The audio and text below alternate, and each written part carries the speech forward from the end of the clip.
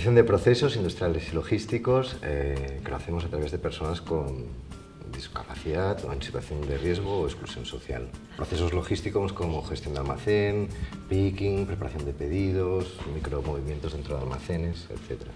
Para terceras empresas. Bueno, nosotros trabajábamos ya en una organización que se dedicaba a esto. La oportunidad continúa existiendo. Virginia y yo nos damos cuenta que éramos capaces de generar puestos de trabajo en un sector que habitualmente no emplea este tipo de personas, ¿no? Porque tiene bastantes reticencias. Nuestro modelo de negocio tiene un factor diferencial que consiste en equilibrar el esfuerzo que hacemos por adaptar las personas a los puestos de trabajo. Nosotros añadimos una segunda fuerza al que le damos el mismo equilibrio, que es adaptar los procesos de trabajo, los puestos de trabajo a las personas.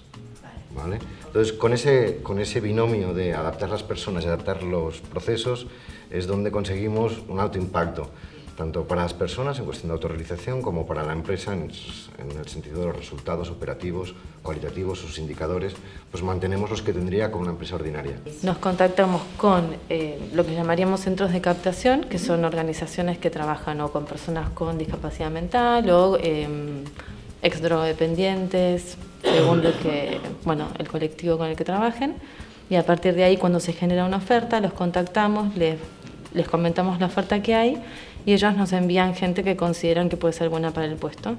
A partir de ahí se hace un proceso de selección y bueno, ahí queda.